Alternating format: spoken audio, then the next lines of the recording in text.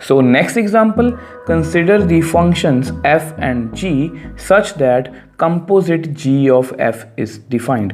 मतलब यहाँ पर हमें दो फंक्शन गिवन है f and g, अब उनकी जो कंपोजिशन है मतलब उनको कंबाइन करके एक नया फंक्शन बनाया गया है g of f is defined, मतलब वो पॉसिबल है। आपको याद होगा हमने f of g और g of f पढ़ा था और कई बार क्या होता था कि f of g इनवैलिड था, तो वो हमने लास्ट वीडियो में अच्छे से मैंने आपको एक्सप्लेन किया था। तो यहाँ पर वो बोल रहे हैं कि जी ऑफ एफ क्या है, डिफाइंड है मतलब पॉसिबल है एंड इज़ 1 1, और जो जी ऑफ एफ जो डिफाइन है वो क्या है 1 1। Are f and g both necessarily 1 1, क्या एफ और जी दोनों 1 1 होने ज़रूरी हैं, ये हमें क्वेश्चन पूछा गया। अब देखो स्टूडेंट्स, ये सेम एग्जाम्पल मतलब ऑलमोस्ट इसकी जैसी सेम एग्जाम्पल हमने लास्ट वीडियो में की थी, एग्जाम्पल नंबर 18। अब उसमें क्या था देखो, F11 था, G11 था, वो बोल रहे थे show that G of F is 1 1। अगर आप इस एग्जाम्पल को ध्यान से देखो तो इस एग्जाम्पल का उन्होंने कन्वर्स पार्ट पूछा गया है कि अगर यहाँ पर उल्टा हो कि अगर g ऑफ f इज़ 1 1 है, हमें गिवन है g ऑफ f इज़ 1 1, क्या वो पूछ रहे हैं। अब यहाँ पर ना आपने बात को थोड़ा ध्यान से समझना है। यहाँ पर क्या था f11 g11, तो शो दैट मतलब ये पक्का था कि अगर f11 है g11 है तो g ऑफ f 1 1 ही होगा। मैंने आपको बोला भी था कि इस एग्जाम्पल को हम एज ए रिजल्ट भी यूज़ करेंगे कि ये श्योर है कि g ऑफ f 1 1 ही होगा। अब यहाँ पर क्या हो रहा है कि अगर g ऑफ f इज़ 1 1 है तो क्या ये ज़रूरी है कि दोनों f और g भी 1 1 होंगे या उनके बिना भी ऐसा पॉसिबल हो सकता है, क्योंकि यहाँ पर वर्ड यूज़ किया गया है नेसेसरली। मतलब वो बोल रहे हैं कि चेक करो कि क्या ये ज़रूरी है कि f भी 1 1 हो और g भी 1 1 हो या उनके बिना भी ऐसा हो सकता है। तो अगर आप इसकी एक्सप्लेनेशन एनसीईआरटी में देखोगे तो उन्होंने एक डायरेक्ट एग्जांपल लिखी है और उसके अकॉर्डिंग उन्होंने क्वेश्चन को सॉल्व कर दिया। बट उसके पीछे जो एक्सप्लेनेशन है कि वो वहाँ तक कैसे पहुँचे हैं, पहले मैं आपको वो एक्सप्लेन करना चाहूँगा, क्योंकि मैं हमेशा की तरह यही चाहता हूँ कि आप क्वेश्चंस को याद नहीं करोगे या क्रैम नहीं करोगे, आपको क्वेश्चंस को अंदर से आपको पता होना चाहिए कि इस क्वेश्चन को हमें ऐसा क्यों करना है। देखो यहाँ पर ये जो वर्ड है ना नेसेसरली, ये बहुत इंपॉर्टेंट है, ठीक है। अब देखो मैं इंपॉर्टेंट क्यों बोल रहा हूँ, मैं यहाँ पर एक छोटी सी एग्जांपल लिखता हूँ। अगर मैं कोई मैपिंग लिखूँ, देखो f from a to b and g from b to c, ठीक है। तो मान लो ये a सेट है, ये b, ये c। मैं बहुत सिंपल सी मैपिंग लूँगा, 1 4 के साथ, 2 5 के साथ, 3 6 के साथ, 4 7 के साथ, 5 8 के साथ, 6 9 के साथ। अब क्लियरली अगर आप g ऑफ f 1 लिखो, यहाँ से स्टार्ट करोगे, आपको पता है g ऑफ f हम ऐसे ही लिखते हैं, f की इनपुट कहाँ से आएगी, a से 1। अब 1 किस अटैच है, 4 4 7 के साथ। हम कंपोजिशन में ऐसे ही करते हैं, 2 5 के साथ, 5 8 के साथ, 3 6 के साथ, 6 9 के साथ। अब क्लियरली देखो 1 1 की डेफिनेशन क्या कहती है, 1 1 की डेफिनेशन कहती है कि आपके इस वाली साइड में डोमेन में जितने भी एलिमेंट्स हैं उन सब की डिफरेंट इमेज होनी चाहिए अगर वो फंक्शन 1 1 है तो। अब यहाँ पर g ऑफ f के 3 एलिमेंट्स थे तो तीनों की डिफरेंट इमेज है, तो ये क्या है इज़ 1 1, मतलब हमें ये 1 1 मान के चलना पड़ेगा कि ये 1 1 है। तो क्लियरली यहाँ पर देखो ध्यान से, f को ध्यान से देख लो, f1 f2, ये जस्ट आपको समझाने के लिए, 4 5 6, 1 की 4 2 की 5 3 की 6। अब g4 की निकाल लो, g4 g5 g6, उसकी 7 है 8 है 9 है। अब क्लियरली मैंने जानबूझ के मैपिंग ऐसी ली है, अगर g ऑफ f 1 1 है तो क्लियरली f भी 1 1 है, क्योंकि f के भी सभी डिफरेंट एलिमेंट्स की डिफरेंट इमेज है, g के भी सभी डिफरेंट एलिमेंट्स की डिफरेंट इमेज है। तो f भी 1 1 है, g भी 1 1 है। तो ये सभी को पता है कि अगर g ऑफ f 1 1 है तो ये सिचुएशन भी पॉसिबल हो सकती है कि f भी 1 1 है, g भी 1 1 है। बट इस क्वेश्चन में हमें ये नहीं पूछा गया कि शो करो कि f और g 1 1 है। इस क्वेश्चन में हमें ये पूछा गया है कि are f and g both necessarily 1 1? क्या ये ज़रूरी है कि दोनों 1 1 ही होंगे, या इनके बिना भी मैं ऐसी कोई मैपिंग लिख सकता हूँ? ठीक है, आई होप पहले आपको क्वेश्चन थोड़ा अच्छे से एक्सप्लेन मतलब समझ आया होगा।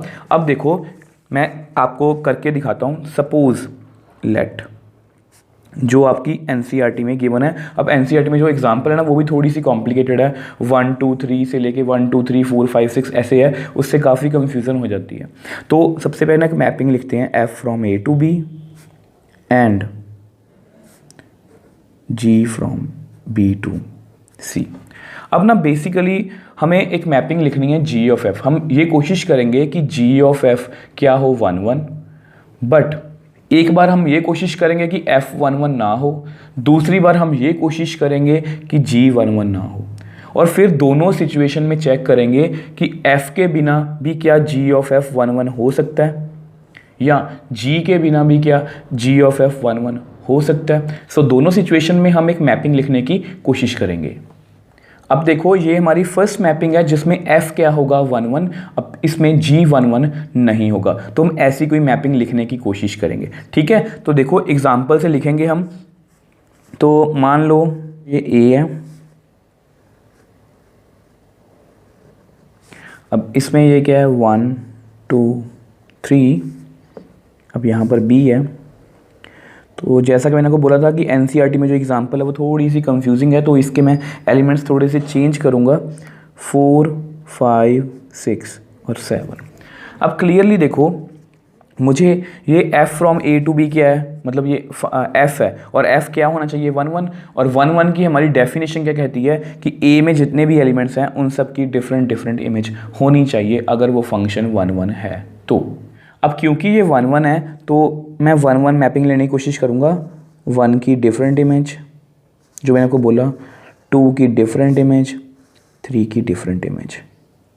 अब क्लियरली मैंने f एक ऐसा फंक्शन लिया है जो 1 1 है, उनके सभी एलिमेंट्स की डिफरेंट डिफरेंट इमेज है। अब इस मैपिंग में मुझे c लेना है कैसा, मतलब क्योंकि आपको पता है देखो क्योंकि आपको पता है कि ये जो मतलब कि आपका g है ये 1 1 नहीं होना चाहिए, बट आपकी जो मैपिंग है g ऑफ f वो 1 1 होनी चाहिए। तो उस अकॉर्डिंग मैं एलिमेंट्स लेने की कोशिश करूँगा। अब देखो g 1 1 नहीं होना चाहिए, तो मान लो अगर 4 की इमेज 8 है, ठीक है, अब ये भी मान लो कि 5 की जो इमेज है वो 9 है। अब क्लियरली देखो 6 की इमेज मान लो 10 है, और देखो अगर मैं ऐसे देखूं तो देखो 7 को मैंने जानबूझ के 10 से अटैच किया है ताकि ये जो g है ये हमारा 1 1 ना रहे। क्यों? क्योंकि यहाँ पर g की इनपुट कौन है b, अब g की इनपुट b है, अब b में दो एलिमेंट 6 और 7 दोनों की सेम इमेज, तो क्लियरली g इज़ नॉट 1 1। ठीक है, ये मैंने जानबूझ के ऐसा लिया है। अब हमें जस्ट ये चेक करना है कि क्या g ऑफ f भी 1 1 है। वैसे तो आपको क्लियरली दिख रहा होगा कि g ऑफ f, देखो डायग्राम को देख के आप बता सकते हो कि g ऑफ f क्या है 1 1, बट फिर भी आपको समझाने के लिए एक बार आपको मैं यहाँ पर लिख के बता देता हूँ। अब आपको पता है देखो f from a to b है and g from b to c है, और हमने कंपोजिशन ऑफ फंक्शन में पढ़ा था कि g ऑफ f अगर मुझे कंपोजिशन लिखनी है तो b कॉमन है, तो कैसे होगा A टू C। अब ये लिखने का पर्पस जस्ट ये है कि ये हमारी डोमेन है और C हमारी क्या है, कोड डोमेन। ठीक है, अब G ऑफ F, अब आपको मैंने कंपोजिशन ऑफ फंक्शन में ये भी बताया था कि यहाँ पर हम कौन सा एलिमेंट लेंगे। आपको पता है आपकी डोमेन कितनी है A, और A में कौन सा एलिमेंट है 1। अब देखो अब ये कैसे मतलब सॉल्व होगा, 1 किसके साथ अटैच है 4 के साथ, और 4 8 के साथ, तो 1 का आंसर का डायरेक्ट कितना आएगा 8। सिमिलरली g ऑफ f 2, अब 2 5 के साथ 5 9 के साथ। सिमिलरली g ऑफ f 3, अब 3 6 के साथ 6 10 के साथ। तो देख लो क्लियरली आपके सामने ही है 1 1 की हमारी डेफिनेशन क्या कहती है कि a में मतलब उसकी इनपुट में जितने भी एलिमेंट्स हैं, मतलब ये वाले डोमेन में जितने भी एलिमेंट्स हैं सबकी डिफरेंट डिफरेंट इमेज अंडर जो भी कोई मैपिंग है। अब यहाँ पर हमारी g ऑफ f मैपिंग है, अब इसमें 1 की भी डिफरेंट इमेज है, 2 की भी, 3 की भी, तो सबकी डिफरेंट डिफरेंट इमेज है। तो यहाँ पर आप लिख दो clearly g of f is 1 1 as all elements in A have different image in C। तो क्लियरली हमारा G ऑफ F जो है वो 1 1 है। और वैसे तो आपको क्वेश्चन अभी आपको समझ आ गया होगा, हमने क्वेश्चन में मतलब ये प्रूव करना था या ये चेक करना था, एक्चुअली प्रूव नहीं चेक करना था कि क्या F और G नेसेसरली 1 1 होने चाहिए। अब आपके सामने ही है, F क्या है 1 1 है, G 1 1 नहीं है, बट हमारा G ऑफ F क्या है यहाँ पर 1 1। अब आपके लिए फिर से एक बार लिख देता हूँ। देखो आपको पता है कि f ऑफ 1, अगर मैं फंक्शन इस मैपिंग की बात करूं तो देख लो f ऑफ 1 का आंसर 4 है, f ऑफ 2 का आंसर कितना है 5 और f ऑफ 3 का आंसर कितना है 6। अब सिमिलरली एक बार g भी लिखते हैं। अब g ऑफ 4, क्योंकि g की इनपुट कितनी है 4 5 6 7, अब 4 का आंसर कितना है 8, g5 का आंसर कितना है 9, g6 का आंसर है 10, g7 का आंसर भी कितना है 10। अब क्लियरली आपके सामने है इन दोनों की सेम इमेज है, आपके सामने ही है दोनों की सेम इमेज है। तो यहाँ पर लिख दो f is 1 1 but g is not 1 1 as 6 and 7 both have same image। तो F11 है, G11 नहीं, आपके सामने ही है, डायग्राम से भी आपको क्लियर हो गया था। अब मैंने आपको लिख के भी दिखा दिया, but G of F is 1 1, but G of F हमारा 1 1 है। तो पहली बात तो हमने ये प्रूव कर दी कि ये जरूरी नहीं है कि दोनों ही 1 1 होने चाहिए। अगर हम F को 1 1 लेंगे और G को 1 1 नहीं लेंगे, मतलब ऐसी कोई मैपिंग में लूँ जिसमें F 1 1 हो बट G 1 1 ना हो, तो ऐसी मैपिंग में भी G ऑफ F क्या है हमारा 1 1, और ये मैंने आपको प्रूव भी करवा दिया। और आपकी NCERT में इसकी इतनी ही एक्सप्लेनेशन गिवन है। अब इसका हम सेकंड पार्ट भी डिस्कस करेंगे। मुझे वैसे पहले ही पता है उसका आंसर कि वो आंसर हमारा जो G ऑफ F है वो 1 1 नहीं बनेगा, बट उसको मैं डिस्कस आपको करवाऊंगा। अब उसमें क्या होगा कि उसमें हम G को 1 1 सपोज करेंगे और F को सपोज करेंगे कि वो 1 1 नहीं है, तो ऐसी मैपिंग लेके देखेंगे। वैसे मैंने आपको बता दिया कि उसका आंसर यही आएगा कि G ऑफ F 1 1 नहीं आएगा, ठीक है। तो उसको करवाने का रीज़न ये भी है, पहली बात तो ये कि मैं नहीं चाहता कि आप मतलब क्वेश्चन को क्रैम करो, जैसे NCERT में एग्जाम्पल गिवन है सीधी एग्जाम्पल लिख दी, आपको अब रीज़न सारे पता होने चाहिए। दूसरी बात, उस रिज़ल्ट के बाद उस केस को डिस्कस करके मैं आपको एक रिज़ल्ट बताऊंगा जो आपको MCQ में काफ़ी हेल्प करेगा। अब ऐसा करते हैं, उस जो नेक्स्ट केस है हमारा उसको नेक्स्ट पेज पे डिस्कस करते हैं। अब देखो ये हमारा सेकंड केस है। अब इसमें हम ये कोशिश करेंगे कि सिर्फ G 1 1 हो और F 1 1 ना हो, और हम चेक करेंगे कि क्या G ऑफ F 1 1 होता है या नहीं, ठीक है। अब आपको पता है लास्ट पार्ट भी हमने एग्जाम्पल के साथ किया था, तो इसको भी हम एग्जाम्पल की हेल्प से ही करेंगे। अब इसमें मेनली G की बात हो रही है। आपको बताया हम एक सेट यहाँ पर लेंगे A, दूसरा सेट यहाँ पर B, तीसरा सेट यहाँ पर C। अब इसमें पहले हम G को सॉल्व करेंगे। आपको पता है G 1 1 है, तो मैं पहले ऐसी मैपिंग लिखूंगा जिसमें G हमारा 1 1 हो जाए। जैसे यहाँ पर अगर मैं लिखूँ 4 5 6, यहाँ पर लिखो 7 8 9, ठीक। अब देखो अगर मैं यहाँ पर इसको मैच करूँ 4 को 7 के साथ, 5 को 8 के साथ, 6 को 9 के साथ, तो क्लियरली देखो G की इनपुट कितनी है B। अब उसके जितने भी एलिमेंट्स हैं सबकी डिफरेंट डिफरेंट इमेज है, तो क्लियरली आपको दिख रहा होगा कि G हमारा क्या है 1 1, ठीक है। अब हमें एक मैपिंग लेनी है F A to B। अब ये 1 1 नहीं होना चाहिए, मतलब ये मैंने आपको पहले बता दिया कि इस पार्ट में हम F को 1 1 नहीं लेंगे। तो 1 को ना अटैच कर दो 4 के साथ, 2 को अटैच कर दो 5 के साथ, और 3 को भी अटैच कर दो 5 के साथ। अब ये मैंने जानबूझ के किया। अब देखो अब यहाँ पर क्या हो रहा है 1 की, अब देखो 1 की इमेज कितनी है 4, 2 की इमेज 5, 3 की इमेज 5, इन दोनों की सेम इमेज, मतलब क्लियरली F 1 1 नहीं है, ठीक है। अब जस्ट हमें ये चेक करना है कि क्या जी ऑफ एफ अब भी 1 1 है या नहीं। ठीक है, अब ध्यान से समझना है इसको भी, क्योंकि यहाँ पर मुझे आपको एक रिजल्ट बताना है, वो आपकी बुक में भी नहीं है, बट आपको वो MCQ में काफ़ी हेल्प करेगा।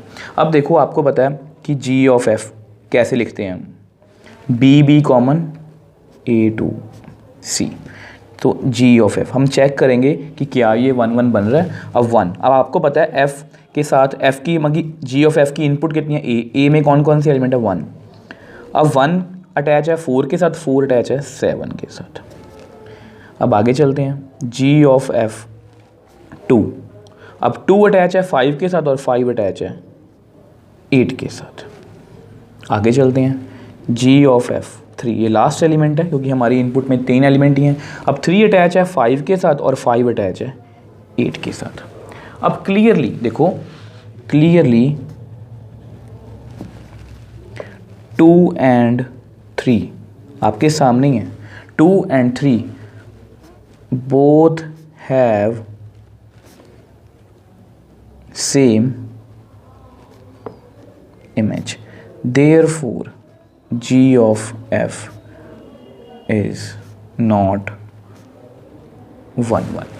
ठीक है, तो क्लियरली हमारा जी ऑफ एफ 1 1 नहीं है। अब देखो, मैं पहले भी आपको बता चुका हूँ कि एनसीईआरटी में जो एक्सप्लेनेशन है वो सीधी एग्जाम्पल दी गई है, बट उसके पीछे जो एक्सप्लेनेशन है उसके लिए मैं आपको ये 2 पार्ट्स में करवा रहा हूँ। फर्स्ट पार्ट में मैंने आपको वही एनसीईआरटी की एग्जाम्पल ही करवाई है उसके जैसी, और समझाने की कोशिश की है कि अगर एफ 1 1 होगा तो जी ऑफ एफ हमारा 1 1 आ रहा है। अब यहाँ पर मैं आपको क्या समझाने की कोशिश कर रहा हूँ कि जी 1 1 है, एफ 1 1 नहीं है, तो हमारा जी ऑफ एफ 1 1 नहीं आ रहा। देखो आपके सामने है, मैं लिख भी देता हूँ, एफ ऑफ 1 कितना है 4, एफ ऑफ 2 कितना है 5, एफ ऑफ 3 कितना है 5। ठीक है, आपके सामने है इन दोनों की सेम इमेज। अब सिमिलरली जी ऑफ 4 की वैल्यू कितनी है 7, जी ऑफ 5 की वैल्यू कितनी है 8, जी ऑफ 6 की वैल्यू कितनी है 9। अब यहाँ पर लिख दो क्लियरली G इज़ 1 1 आपके सामने है।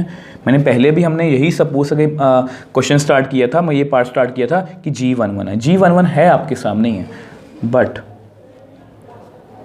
F is not 1 1 as 2 and 3 both have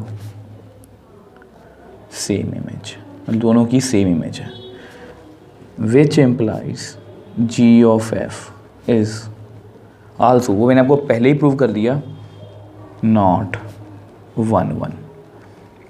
ठीक है, अब देखो ये पार्ट हमारा कंप्लीट हो गया। अब यहाँ से हम एक रिजल्ट लिख सकते हैं, जो मैं आपको स्टार्टिंग में ही बोल रहा था। ये 2 पार्ट्स में करवाने का सिर्फ रीज़न यही है कि मैं आपको वो रिजल्ट समझा पाऊँ। आज के बाद आपने ये रिज़ल्ट याद रखना है, मैं यहाँ पर लिख देता हूँ, एक छोटा सा रिज़ल्ट है, if g of f is 1 1 then f is surely 1 1। और ये जो रिज़ल्ट है ये आपने याद रखना है, ये आपको MCQ में काफ़ी हेल्प करेगा।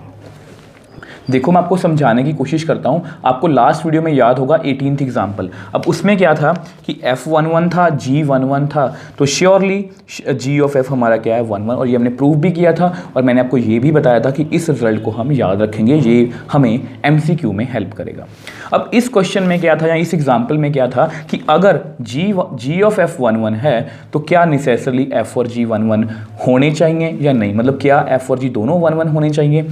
तो यहाँ से मैंने आपको दोनों तरीके से समझाया, एक बार F को 1 1 लेके, एक बार G को 1 1 लेके। तो दोनों में से हमने ये कंक्लूजन निकाली कि अगर G ऑफ F 1 1 है देन F इज़ श्योरली 1 1। तो ये तो हमें पक्का श्योर है। और इसको आप कैसे याद रखोगे कि G ऑफ F, अगर यहाँ पर देखो F ऑफ G की मैपिंग की वो बात करें या G ऑफ F मैपिंग की बात करें, इज़ 1 1, ये आपको MCQ में पूछा जा सकता है, इज़ 1 1। वो पूछेंगे then F is 1 1, G is 1 1, मतलब ऐसा कुछ भी ऑप्शन आ सकती है। अब देखो G ऑफ F में 1 1 कौन होगा, ये फर्स्ट वाला कौन, एफ इज़ श्योरली 1 1। अब एफ ऑफ जी में 1 1 को, अगर एफ ऑफ जी 1 1 है तो कौन 1 1 होगा श्योरली, जी। तो ये आपने याद रखना है। ये छोटा सा रिजल्ट है, ये आपकी बुक में गिवन नहीं है, बट ये जो रिजल्ट है ये आपको एमसीक्यू में काफ़ी हेल्प करेगा कि अगर दो फंक्शंस की कंपोजिशन 1 1 है तो उसका जो पहले वाला फंक्शन है वो श्योरली हमेशा 1 1 होगा। So next example, are f and g both necessarily onto if g of F is onto. अब देखो स्टूडेंट्स, ये जो क्वेश्चन है, मतलब ये जो एग्जांपल है, ये बिल्कुल लास्ट एग्जांपल के जैसी ही है। अब उसमें भी हमें दो मैपिंग्स गिवन थी एफ और जी। वो बोल रहे थे कि जी ऑफ एफ 1 1 है, क्या ये ज़रूरी है कि एफ और जी दोनों 1 1 होने चाहिए या उनके बिना भी ऐसा पॉसिबल हो सकता है। अब इस क्वेश्चन में भी यही है कि अगर जी ऑफ एफ ऑन टू है तो क्या ये ज़रूरी है कि एफ और जी दोनों ऑन टू होने चाहिए या इनके बिना भी हम ऐसी मैपिंग लिख सकते हैं। अब ऐसी ही एग्जाम्पल हमने 19th एग्जाम्पल की थी जिसमें ये था कि f ऑन टू है, g ऑन टू है, तो g ऑफ f भी क्या होगा, ऑन टू। और ये हमने एज ए रिज़ल्ट इसको याद भी रखना है। ये मैंने आपको बताया था कि अगर दो मैपिंग्स ऑन टू हैं तो उनका कंपोजिशन मतलब g ऑफ f भी क्या होगा, ऑन टू। अब इसमें कन्वर्स पार्ट है कि क्या g ऑफ f, अगर g of f onto हो, अगर g of f onto हो तो क्या ये ज़रूरी है कि f और g दोनों ही ऑन टू हों या इनके बिना भी ऐसा पॉसिबल हो सकता है। अब फिर इस क्वेश्चन को भी हम दो पार्ट्स में करेंगे। आपकी एनसीईआरटी में फिर से एक एग्जांपल से सीधा इसको किया गया है, बट इसको भी मैं आपको दो पार्ट्स में करवाऊंगा और दोनों पार्ट्स को सॉल्व करवा के एंड में हम एक रिज़ल्ट तक पहुंचेंगे और वो रिज़ल्ट हम याद रखेंगे, वो हमें एमसीक्यू में काफ़ी हेल्प करेगा। अब सबसे पहले आप एक मैपिंग लिख लो, let F from A to B and G from B to C. ठीक है, अब यहाँ पर हम केस 1 लिखेंगे। तो केस 1 में क्या लिखेंगे हम एक बार ट्राई करेंगे, only f is onto. हम एक केस लेंगे जिसमें सिर्फ एफ ऑन टू होगा, जी ऑन टू नहीं होगा। तो चेक करेंगे क्या जी ऑफ एफ तब भी ऑन टू आ रहा है या नहीं आ रहा। ठीक है, तो यहाँ पर ना एक ए लिखते हैं, मैं मतलब सेट, और यहाँ पर पी सेट। ठीक है, अब देखो यहाँ पर ना लिखो 1 2 3 4, यहाँ पर 5 6 और 7। अब क्योंकि मुझे f को ऑन टू बनाना है और ऑन टू की डेफिनेशन हमारी क्या कहती है कि मतलब इसके अगर f ऑन टू है तो इसके b में कोई भी एलिमेंट खाली नहीं रहना चाहिए, वो किसी ना किसी x के साथ मतलब a के साथ अटैच होना चाहिए। तो इसको ऑन टू मैपिंग को ऑन टू बनाने के लिए इसको ऐसे करते हैं, ये ऐसा करते हैं। अब क्लियरली देख लो 5 भी अटैच है, 6 भी अटैच है, 7 भी अटैच है, तो मतलब इसके B में कोई भी एलिमेंट खाली नहीं है, मतलब क्लियरली F हमारा ऑन टू है। अब हमें एक ऐसी मैपिंग लिखनी है G जो ऑन टू ना हो। ठीक है, तो C। ठीक है, मान लो यहाँ पर मैं लिख दूँ 8 9 10 और 11। अब क्लियरली मुझे ये देखना है कि मैं ऐसी मैपिंग बनाऊं जिसमें G हमारा ऑन टू ना हो। ऑन टू क्या मतलब है कि उसके C में कोई एलिमेंट खाली रह जाए। तो मैं सिंपल सी एग्जांपल लेने की कोशिश करूंगा, तो ये एग्जांपल ले ली मैंने। अब क्लियरली मैंने C में जानबूझ के 11 को खाली छोड़ दिया। अब जस्ट हमें ये चेक करना है कि क्या G ऑफ F यहाँ पर हमारा ऑन टू है या नहीं। ठीक है, तो आपको पता है कंपोजिशन ऑफ फंक्शन कैसे काम करती है, B common to A to C. तो बेसिकली देखो G ऑफ F, आपको पता है यहाँ पर हमारी इनपुट कितनी आएगी, F की इनपुट कौन है, ए कितना है हमारा 1। अब 1 अटैच है 5 के साथ और 5 8 के साथ। अब 2 अटैच है हमारा 6 के साथ और 6 हमारा अटैच है 9 के साथ। G of F 3। अब 3 हमारा अटैच है 7 के साथ और 7 हमारा है 10 के साथ।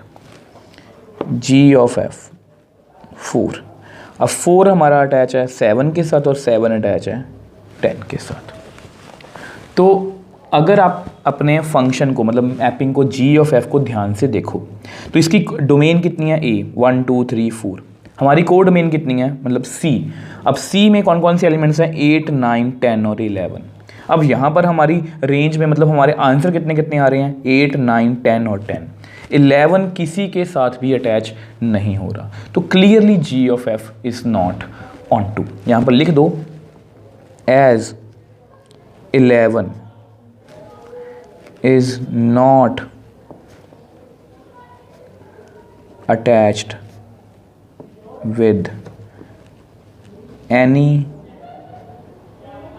element in A, therefore G of F is not onto। मतलब देखो जी ऑफ एफ ऑन टू होना चाहिए था, मतलब वैसे तो हमारा जो क्वेश्चन बनता ही नहीं है क्योंकि हम उल्टा क्वेश्चन कर रहे हैं ताकि आपको एग्जाम्पल को लिखने में आसानी रहे। तो जी ऑफ एफ हमारा ऑन टू नहीं है, तो जस्ट मैं इसकी एक्सप्लेनेशन लिख देता हूँ एक बार। अब clearly F is onto, अब clearly F is onto as every element in B is attached with elements in A। मतलब मैं जस्ट आपके लिख रहा हूँ आपको इजी वे में समझाने के लिए कि B के हर एक एलिमेंट की इमेज मतलब B का हर एक एलिमेंट A के किसी एलिमेंट के साथ अटैच हो रहा है, तो therefore F is onto and G is not onto as 11 is not attached with any element in B। 11 किसी भी B के साथ अटैच नहीं है, therefore G is not on to। अब देखो इस पार्ट से मैं आपको क्या समझाना चाह रहा हूँ। इस पार्ट से हमें ये तो क्लियर हो गया कि अगर सिर्फ F ऑन टू हो और G ऑन टू ना हो तो G of F is clearly not onto, ये कभी भी G of F onto नहीं बनेगा। तो ये पार्ट हमारा इनवैलिड हो गया, इन केस जो है हमारा इनवैलिड हो गया, जो हमारे लास्ट क्वेश्चन में भी जो हमारा लास्ट सेकंड पार्ट था वो इनवैलिड था क्योंकि हमारा उसमें जी ऑफ एफ 1 1 नहीं आया था। तो सेम इसमें केस हमारा इनवैलिड है क्योंकि हमें क्वेश्चन में बोला गया था कि जी ऑफ एफ ऑन टू चाहिए। तो ये जस्ट आपको समझाने के लिए था कि अगर मैं एफ को ऑन टू लूँ तो क्या जी ऑफ एफ ऑन टू होता है। तो हमारे पास यहाँ पर क्या आंसर आया कि जी ऑफ एफ ऑन टू नहीं आया। अब सेकेंड पार्ट में हम सिर्फ जी को ऑन टू लेंगे और फिर उसकी जी ऑफ एफ की ऑन टू चेक करेंगे क्या वो ऑन टू है या नहीं। अब ये है हमारा सेकंड पार्ट। अब इसमें हम सिर्फ G को ऑन टू लेंगे, F को ऑन टू नहीं लेंगे। फर्स्ट पार्ट में क्या था F ऑन टू था, G ऑन टू नहीं था। अब इस पार्ट में क्या करेंगे G ऑन टू है, F ऑन टू नहीं है। तो इस तरह की कोई एग्जांपल लेने की कोशिश करेंगे। अब देखो मुझे G को ऑन टू करना है तो सबसे पहले ना मैं देखो यहाँ पर देखो मान लो A सेट है कोई, ठीक है। अब यहाँ पर B सेट है और यहाँ पर C सेट, ठीक है। तो मैं पहले G को ऑन टू करने की कोशिश करूँगा। 5 6 7 8, अब यहाँ पर 9 10 और 11। अब इसको ऐसा करो 5 को 9 के साथ, 6 को 10 के साथ और 7 और 8 को 11 के साथ। क्योंकि ऑन टू की डेफिनेशन क्या कहती है, अगर G ऑन टू है तो उसके C में कोई भी एलिमेंट खाली नहीं रहना चाहिए, वो किसी ना किसी B के साथ अटैच होना चाहिए। आपके सामने ही है C में कोई भी एलिमेंट खाली नहीं है, तो ये किसी ना किसी B के साथ अटैच है, तो क्लियरली G हमारा ऑन टू है। अब उसके बाद हम ये कोशिश करेंगे कि जो हमारा F है वो ऑन टू ना हो।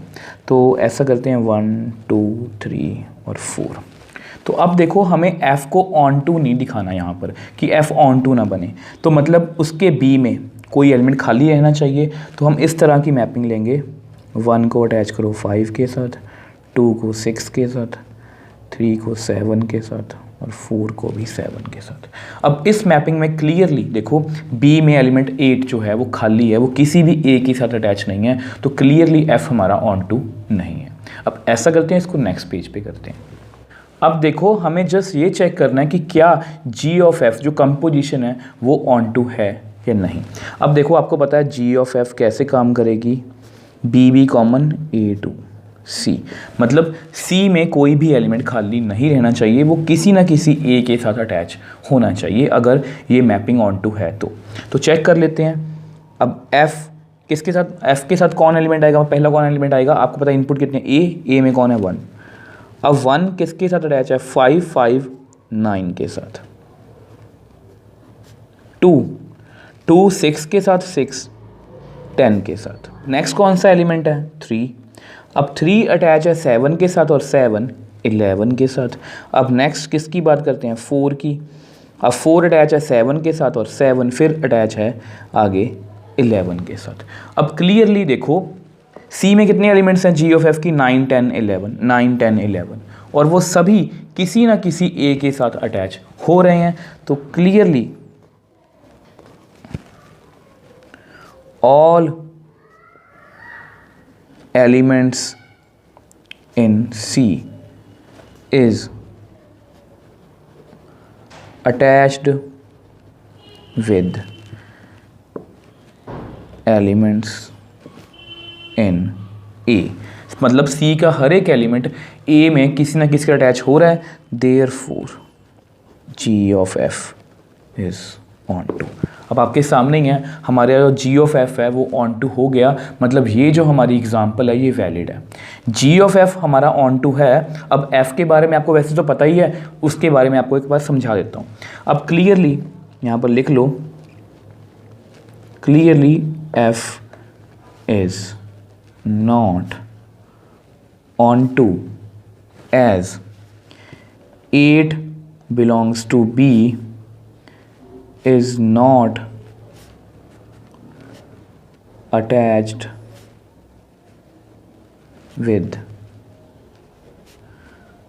any element in A।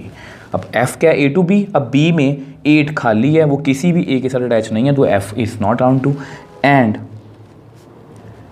G is on to as all elements in C 9 10 11, ये सभी किसी ना किसी B के साथ element in C is attached with elements in B। सो देखो यहाँ से हमारी क्या कंक्लूजन निकली, दोनों पार्ट्स को डिस्कस करके मैं आपको रिजल्ट भी बताना चाहता हूँ। देखो अगर जी ऑफ एफ, देखो अगर सिर्फ एफ ऑन टू होगा, जी ऑन टू नहीं होगा, तो जी ऑफ एफ कभी भी ऑन टू नहीं आएगा। बट अगर जी ऑन टू हो, अकेला जी ऑन टू हो, एफ ऑन टू ना हो, तो जी of F is surely onto. तो इस रिजल्ट को हम कैसे याद रखेंगे, तो मैं यहाँ पर लिख देता हूँ कि if g of F is onto then G is surely on to। तो ये रिजल्ट भी हमें MCQ में काफ़ी हेल्प करेगा। ठीक है जी। सो अब देखो इसको हम कैसे याद रखेंगे कि अगर f of G on to है या is on to है, तो हम याद कैसे रखेंगे, अगर g of f onto है तो उसका जो फर्स्ट फंक्शन है मतलब g इज़ ऑन टू, ये पक्का ऑन टू होगा हमेशा। ये आपको एग्ज़ाम में MCQ में पूछा जा सकता है। अगर f of g onto बाकी एग्ज़ाम में क्वेश्चन आ जाए कि f of g onto है, देन उसका फर्स्ट कौन है, f, तो f is surely onto. और इसी तरह से हम लास्ट एग्जाम्पल वाला 1-1 वाला रिजल्ट भी याद रखेंगे। ये सभी रिजल्ट हमें MCQ क्वेश्चंस में काफ़ी हेल्प करेंगे। So next example, let f from 1 to 3 to ABC be 1 1 and on to function given by f1a, f2b and f3 is equal to c। अब देखो स्टूडेंट्स, यहाँ पर हमें एक फंक्शन गिवन है। अब उसकी डोमेन कितनी है, 1 2 3, अनकोड डोमेन कितनी है, ABC। अब ये 1 1 on to फंक्शन है, वो आपको अच्छे से पहले ही पता है कि 1 1 on to के फंक्शन के बारे में हम पहले ही बहुत अच्छे से पढ़ चुके हैं। अब फंक्शन जो गिवन है वो 1 1 on to है। अब वो डिफाइन कैसे है, 1 जो है वो a के साथ अटैच है, 2 b के साथ, 3 C के साथ। then show that there exists a function g from abc to 1 to 3 such that g of f कितना होगा ix and f of g is equal to iy where x is equal to x को क्या लिखा गया है 1 2 3 और y set को लिखा गया है abc। तो बोल रहे हैं कि वहाँ पर एक मैपिंग होगी g, एक ऐसी मैपिंग होगी जो जिसकी डोमेन कितनी है ए बी सी और कोड डोमेन कितनी है 1 2 3 सच दैट कि अगर उनका कंपोजिशन करें एफ ऑफ जी और जी ऑफ एफ के रूप में तो उसका आंसर कितना आएगा आई एक्स का मतलब identity function x, I y का मतलब identity function of y, x कितना है 1 2 3 और वाई कितना है ए बी सी। ठीक है जी। अब देखो ये जो क्वेश्चन है ना ये बहुत इजी है अगर आपने मेरी फर्स्ट वाली वीडियो, इससे फर्स्ट वाली वीडियो अच्छे से देखी है, क्योंकि उसमें मैंने कंपोजिशन ऑफ फंक्शंस के बाद आपको इन्वर्टेबल फंक्शंस के बारे में डिटेल से अच्छे से समझाया था। और अगर आपने वो वीडियो अच्छे से देखी है तो आपको पता होगा कि ये जो क्वेश्चन है ये एक्चुअल में इन्वर्टेबल फंक्शन की डेफिनेशन है। आप देख लो f from y x to y and g from y to x, मतलब यहाँ पर फंक्शन दो उल्टे लिखे गए हैं x to y y to x। ठीक है, यहाँ पर भी देख लो 1 2 3 ABC, ये डोमेन ये कोड में। अब g में क्या है, ये ABC इधर आ गया, 1 2 3 कोड में चला गया, तो ये उल्टा लिखा गया है। तो f of g of f is equal to I x, f of g is equal to I y. ये क्या थे, आइडेंटिटी फंक्शन। ये मैंने आपको अच्छे से समझाया था। आइडेंटिटी फंक्शन का मतलब होता है कि जिसमें जो वैल्यू फिल करें वही हमारा आंसर आ जाए। तो बेसिकली ये इन्वर्टेबल फंक्शन की डेफिनेशन है। ये क्वेश्चन हमारे लिए बहुत ईजी है।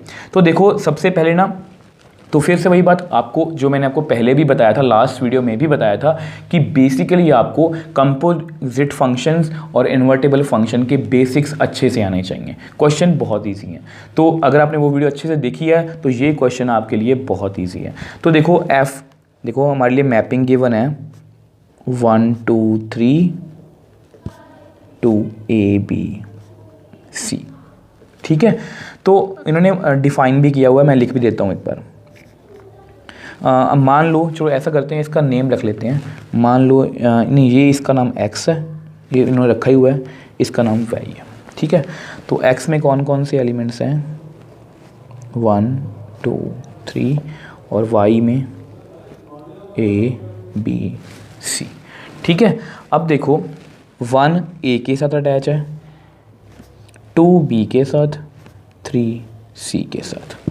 और आपको याद होगा कि जब मैं आपको इन्वर्टेबल फंक्शन की डेफिनेशन करवा रहा था तो मैंने आपको बताया था कि ये 1 1 ऑन टू मैपिंग है।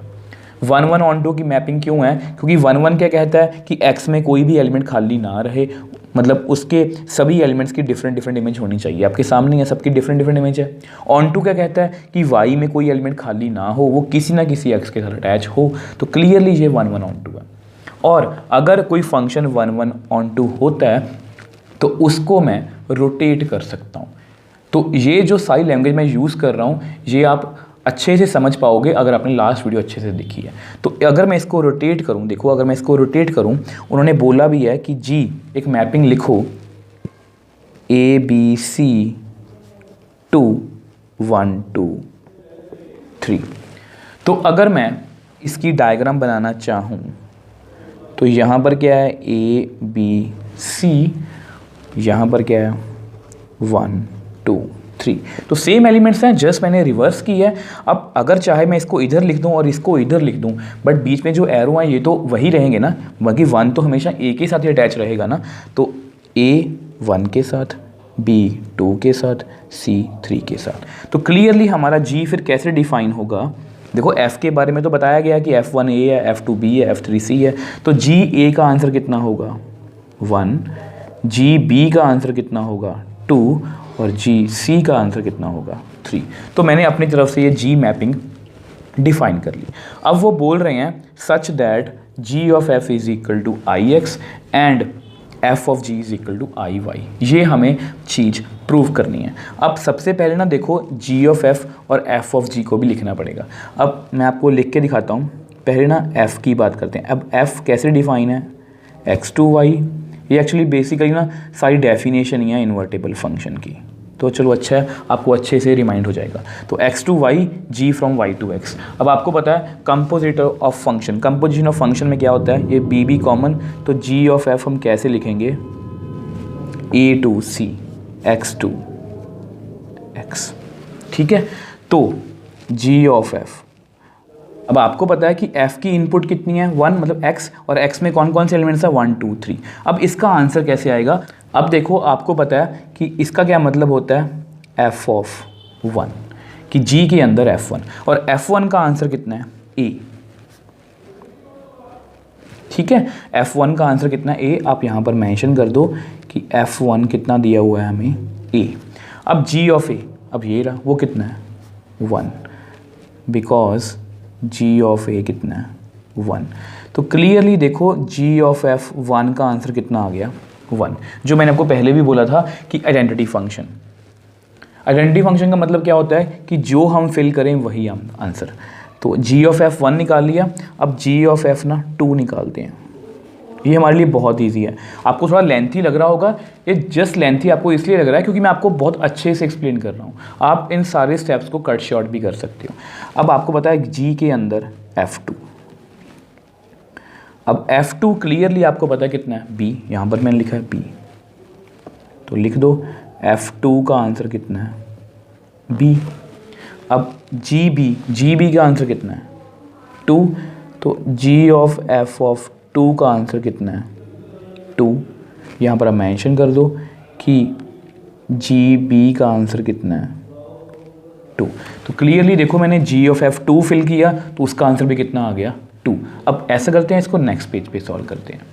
अब देखो इसका क्या मतलब है, g के अंदर f3, और आपको पता है कि f3 का आंसर कितना है c। यहाँ पर आप मेंशन भी कर दो कि f3 की वैल्यू क्वेश्चन में ही गिवन है, वो कितनी है c। और gc का आंसर हमने अभी निकाला था, उसका आंसर था 3। आप लास्ट पेज पे चेक भी कर सकते हो कि gc का आंसर कितना है 3। तो क्लियरली देख लो यहाँ पर भी इसका आंसर कितना आ गया 3। तो इसका क्या मतलब हुआ, देखो मैं एक बार दोबारा से लिखता हूँ, g ऑफ f1 का आंसर 1, g ऑफ f2 का आंसर 2, g ऑफ f3 का आंसर 3। तो इन तीनों से हमें क्या कंक्लूज़न मिली कि मैं g ऑफ f में जो भी मर्जी फिल करूं उसका आंसर हमेशा कितना आएगा ix, वेयर जो x है वो क्या है 1 2 3। ये हमें क्वेश्चन में गिवन है और हमारा आंसर हमेशा x में ही आ रहा है। हमने x में एलिमेंट फिल किया और हमारा आंसर x ही आ रहा है। अब नेक्स्ट हमें f ऑफ g भी कैलकुलेट करना है, उसको भी हमें चेक करना है कि क्या वो i y आ रहा है। अब आपको पता है कि g ऑफ f, देखो अब इसको कैसे लिखेंगे, अब यहाँ पर करते हैं सेकंड पार्ट को। अब यहाँ पर लिखो आप g, ये है y2x आपको पता है, एंड f है x2y। और हमारी कंपोजिशन ऑफ फंक्शन की डेफिनेशन क्या कहती है, अगर ऐसा हो f और g b कॉमन तो g ऑफ f। तो यहाँ पर क्या होगा, f ऑफ g लिखने के लिए मैंने f को पीछे लिखा है, x कॉमन है तो हमारी डोमेन y और को डोमेन भी y। ठीक है, अब देखो f ऑफ g, अब यहाँ पर g की इनपुट कितनी है y। अब y में कौन से एलिमेंट है a b c, तो मैं क्या लिखूँगा यहाँ पर a। ठीक है, तो इसका क्या मतलब हुआ f के अंदर g a। और आपको पता है लास्ट पेज पे मैंने आपको प्रूव करवाया था कि g a का आंसर कितना है 1। यहाँ पर आप लिख लो, आप लास्ट पेज पे चेक भी कर सकते हो कि g a का आंसर कितना है 1। तो f ऑफ 1, देखो f of g a, f of 1 का आंसर हमें क्वेश्चन में गिवन है कितना a। यहाँ पर आप लिख भी दो कि f ऑफ 1 का आंसर कितना है a।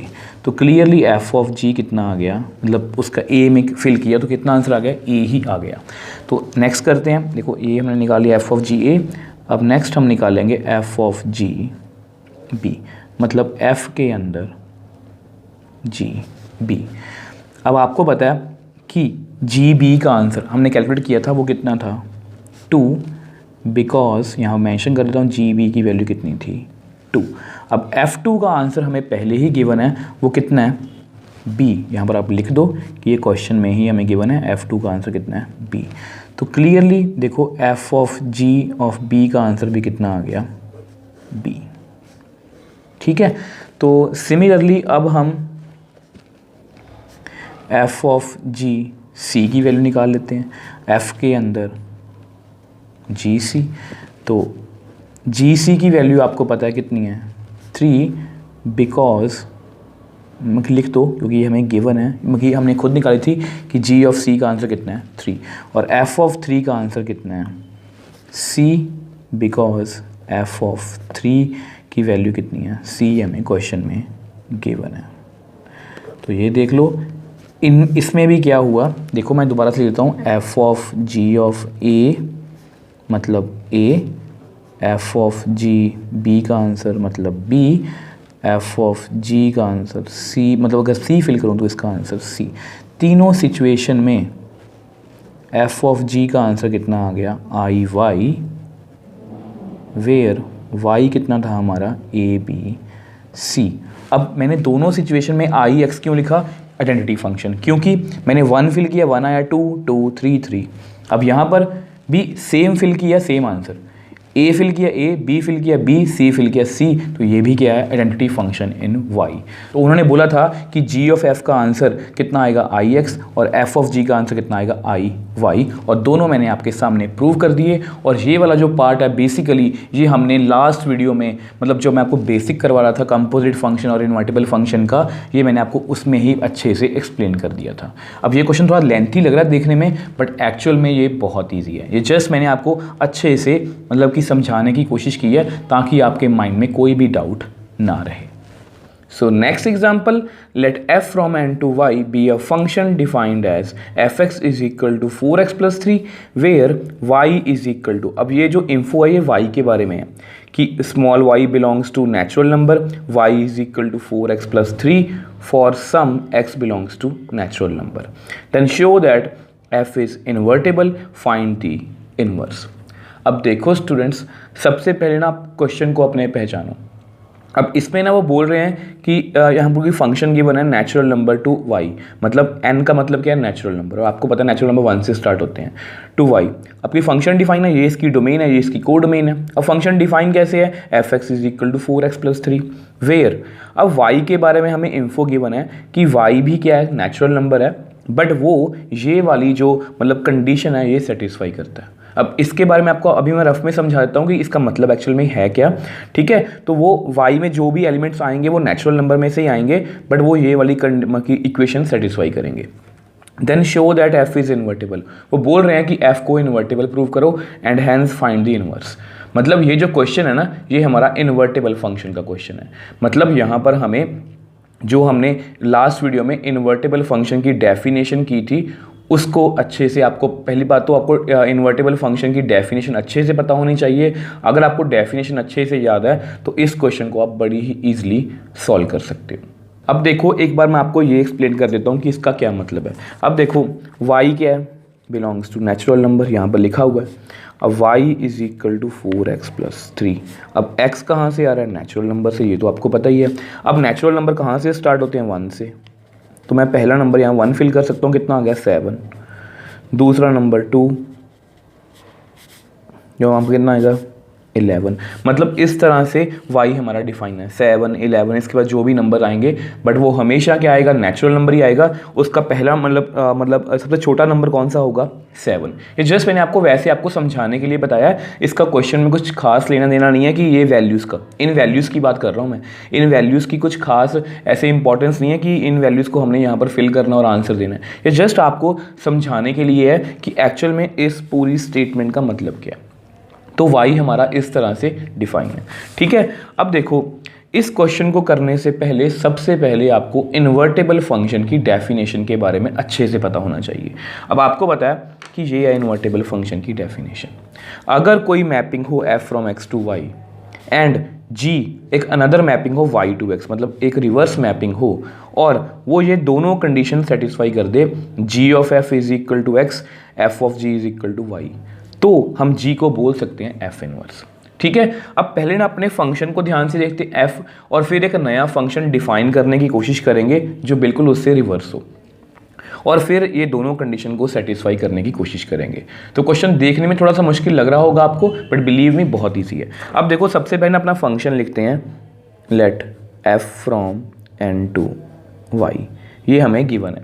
अब ये डिफाइन कैसे है ये भी हमें दिया गया है, f x is equal to 4x plus 3। अब देखो, अगर आप अपने क्वेश्चन को थोड़ा ध्यान से देखो तो यहाँ पर देखो तो 4x + 3 की वैल्यू कितनी है, y। ये जस्ट मैं वैसे ही लिख रहा हूँ, आपको कुछ समझाना चाह रहा हूँ मैं यहाँ पर, क्योंकि यहाँ पर लिख दो बिकॉज y = 4x + 3 गिवन। अब ये मैंने यहाँ पर ऐसा क्यों लिखा है, अब देखो ये f फंक्शन है हमारा, ये हमारी इनपुट है, मतलब ये डोमेन है और ये हमारी कोडोमेन है। अब देखो यहाँ पर मैंने x लिखा है क्योंकि x belongs to natural number. आप यहाँ पर लिख भी लो x belongs to natural number and y belongs to y, ये वाला y belongs to capital Y। अब देखो मैं यहाँ पर सारा कुछ क्यों लिख रहा हूँ, क्योंकि देखो ध्यान से समझना आपने मेरी बात को। अब यहाँ पर हमारी इनपुट कितनी है, x, मतलब x कहाँ से आएगा, नेचुरल नंबर में से, तो हमारी इनपुट x ही होनी चाहिए। अब मैंने यहाँ पर x फिल किया और यहाँ पर हमारा फंक्शन डिफाइन था, ये हमें क्वेश्चन में गिवन है। तो अल्टीमेटली देखो इसका आंसर कितना आना चाहिए, y, क्योंकि हमारी जो आउटपुट है वो कहाँ से आनी चाहिए, y में से। और आपके सामने है 4x + 3 की वैल्यू कितनी थी, y। तो ये फंक्शन बिल्कुल मैंने सही लिखा है। अब क्योंकि मुझे इसको इन्वर्टेबल प्रूव करवाना है तो मुझे एक ऐसी मैपिंग ढूंढनी पड़ेगी। देखो ये हमारा f है n2y, fx = 4x + 3 = y, ठीक है। अब मुझे एक ऐसी मैपिंग ढूंढनी है जो y to n हो, क्योंकि मुझे एक रिवर्स मैपिंग ढूंढनी है इन्वर्टेबल के लिए। तो मैंने यहाँ पर इसको y को इधर लिखा, n को इधर लिखा। अब ध्यान से देखना, समझना मेरी बात, वैसे तो छोटी छोटी बातें हैं बट आपने ध्यान से समझनी है। अब यहाँ पर f में इनपुट हमारी कहाँ से आएगी, नेचुरल नंबर में से, तो x मैंने नेचुरल नंबर में से लिया। अब यहाँ पर g फंक्शन में हमारी इनपुट कहाँ से आएगी, y में से, क्योंकि y यहाँ पर हमारी डोमेन है।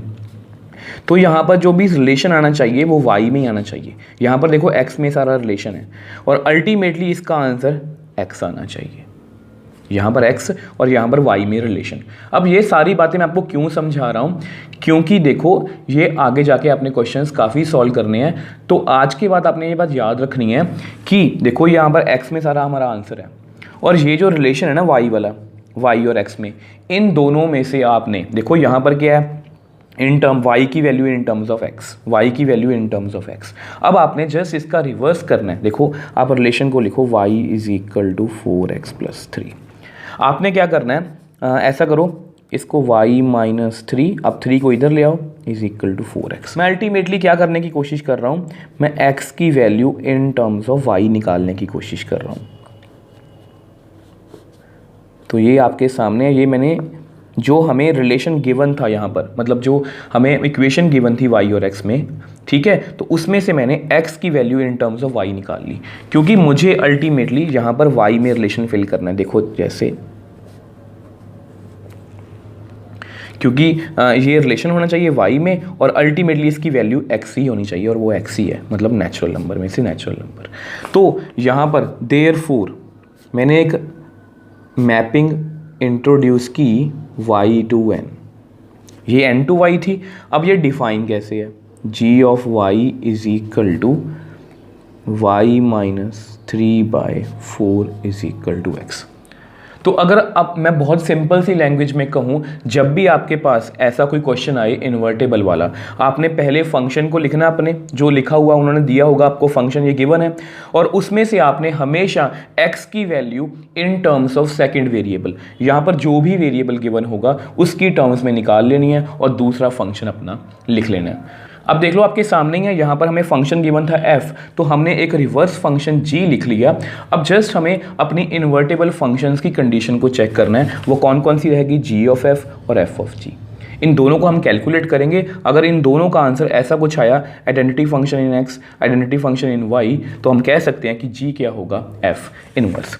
अब सबसे पहले देखो, पहले g of f कैलकुलेट करना है, तो सबसे पहले आप यहाँ पर लिखो f from n to y and g from y to n, ठीक है। तो आपको पता है कि कंपोजिशन ऑफ फंक्शन क्या कहता है, a to b, b to c, then g of f a to c, मतलब ये वाला पार्ट जो है ये कॉमन है y और y, तो हम यहाँ पर g of f लिख सकते हैं, g of f from n to n। तो बेसिकली हमारा g of f का आंसर कितना आना चाहिए, नेचुरल नंबर में आना चाहिए, मतलब x में आंसर आना चाहिए। ठीक है, तो g ऑफ f लिखने की कोशिश करते हैं, g ऑफ f। अब यहाँ पर हमारी इनपुट क्या होगी, आपको पता है f के साथ कौन आएगा, मतलब उसकी इनपुट। अब f की इनपुट कहाँ से आएगी, नेचुरल नंबर में से। अब इसकी इनपुट कितनी है, x, तो यहाँ पर आप x लिखोगे। ठीक है, तो इसका क्या मतलब है, g के अंदर fx। अब आपको पता है कि हम कंपोजिशन ऑफ फंक्शन किस तरह से सॉल्व करते हैं। अब देखो यहाँ पर g की बात हो रही है, अब देख लो g आपके सामने है, g ऑफ y का आंसर है y माइनस 3/4। अगर मैं यहाँ पर g के अंदर मतलब 7 फिल करूँ तो कितना आंसर आएगा, 7 माइनस 3/4। अगर मैं यहाँ पर 11 फिल करूँ तो कितना आंसर आएगा, 11 माइनस 3/4, मतलब जो मर्जी फिल कर लो। और सिमिलरली अगर मैं g के अंदर fx फिल करूँ तो कितना आंसर आएगा, fx माइनस 3/4। तो बेसिकली मुझे करना क्या है, देखो gy y माइनस 3/4, तो g fx, तो मैं y की जगह पर क्या लिखूंगा, fx। ये सारा कुछ हमने लास्ट वीडियो में जिसमें मैंने बेसिक करवाया था उसमें मैंने आपको अच्छे से एक्सप्लेन किया था। ठीक है, अब आपको पता है कि fx की अपनी वैल्यू कितनी है, 4x प्लस 3 माइनस 3/4। तो इसको थोड़ा सा हम हाईलाइट कर देते हैं कि ये जो वैल्यू है ये fx की वैल्यू है। ठीक है, अब आपके सामने है 3 और माइनस 3 कट हो गए तो कितना आंसर आ गया, 4x/4। तो g of f of x का आंसर कितना आ गया, 4x/4। अब इसको भी आप कट कर सकते हो। ठीक है, तो आपके पास कितना रह गया अल्टीमेटली, x, जो हमने प्रूव भी करना था कि g ऑफ fx का आंसर जो आपकी इन्वर्टेबल फंक्शन की डेफिनेशन में गिवन है, g ऑफ fx का आंसर x ही आना चाहिए। तो आपके सामने ही है, वो कितना आया, x। अब सिमिलरली हम नेक्स्ट पेज पे f ऑफ g को कैलकुलेट करेंगे। अगर उसका आंसर भी y आया तो हम बोल सकते हैं कि ये g जो फंक्शन है ये क्या है, f इनवर्स। अब देखो हमने g ऑफ f को कैलकुलेट कर लिया। अब क्योंकि हमें f ऑफ g कैलकुलेट करना है, देखो ये हमारी कंपोजिशन ऑफ फंक्शन की डेफिनेशन है, f फिर g, तो g ऑफ f। तो अगर मुझे f ऑफ g लिखना है तो मैं g पहले लिखूंगा, g from y to n and f from n to y। अब आपके सामने ही है, ये कॉमन हो गया क्योंकि देखो f g तो g of f, g f तो क्या आएगा, f ऑफ g। अब इसकी इनपुट कितनी होगी, y, और कोड में कितनी होगी, y। ठीक है, तो अब हमें ये चेक करना है कि क्या f ऑफ g का आंसर भी y आ रहा है। अब देखो f ऑफ g, अब यहाँ पर क्या आएगा, g की इनपुट। अब g की इनपुट कौन सी है, y, तो y। तो इसका क्या मतलब है, f के अंदर gy। ठीक है, अब देखो आपको पता होगा कि fx का आंसर, fx कैसे डिवाइन था, 4x प्लस 3। अगर मैं यहाँ पर 1 फिल करूँ तो 4 इंटू 1 प्लस 3, 2 फिल करूँ 4 इंटू 2 प्लस 3, और अगर मैं उसके अंदर gy फिल करूँ तो 4 इंटू gy प्लस 3। मतलब यहाँ पर मैंने 1 से रिप्लेस किया, यहाँ पर 2 से, यहाँ पर gy से। तो आप लिख दो 4 इंटू gy प्लस 3। अब gy की अपनी वैल्यू कितनी है, y माइनस 3/4 प्लस 3। अब आपके सामने ही है, ये y से 4 से 4 कट हो गया तो कितना रह गया, y माइनस 3 प्लस 3। अब सिमिलरली ये भी कट हो गया तो देख लो आपके सामने है, f of g of y का आंसर कितना आ गया, y। तो अब देख लो, पहले मैंने एक फंक्शन था उसकी मैंने एक रिवर्स मैपिंग लिखी, जैसे फंक्शन था n टू y तो मैंने g फंक्शन लिया y टू n। अब उसमें ना मैंने पहले g ऑफ f को कैलकुलेट किया तो उसका आंसर कितना आया, x, मतलब आइडेंटिटी फंक्शन ऑफ x। फिर मैंने f ऑफ g कैलकुलेट किया, उसका आंसर कितना आया, y, मतलब आइडेंटिटी फंक्शन ऑफ y। तो ये दोनों कंडीशन सेटिस्फाई कर गया इन्वर्टेबल फंक्शन की, क्योंकि हमारा इन्वर्टेबल फंक्शन यही कहता है f from x to y, g from y to x। अगर ये दोनों कंडीशन सेटिस्फाई हैं, therefore g is the inverse of f, hence f is an invertible function. Therefore f हमारा क्या है, इन्वर्टेबल फंक्शन है। और उन्होंने पूछा है कि हैंस फाइंड द इन्वर्स। अब इन्वर्स क्या है, अब आपके सामने ही है, आप इन्वर्स को ऐसे लिख सकते हो कि g from y to n, इसको ये भी लिख सकते हो f इन्वर्स। अब इसकी मैपिंग कैसे डिफाइन थी, y माइनस 3/4, तो इसको आप ऐसे भी लिख सकते हो f inverse y is equal to y minus 3/4। तो ये हमारा क्या है, इन्वर्स। उन्होंने पूछा था कि क्या ये फंक्शन इन्वर्टेबल है, और अगर इन्वर्टेबल है तो इसका इन्वर्स फाइंड करो। तो आपके सामने ही है, पहले मैंने हमेशा, देखो इस क्वेश्चन में थोड़ा सा एक बार दोबारा से करते हैं। देखो इस क्वेश्चन में क्या था, वो बोल रहे थे, देखो ये फंक्शन गिवन था, ऐसे डिफाइन था। तो सबसे पहली बात जो हमने इस क्वेश्चन में सीखी कि सबसे पहले हम एक रिवर्स मैपिंग लिखेंगे।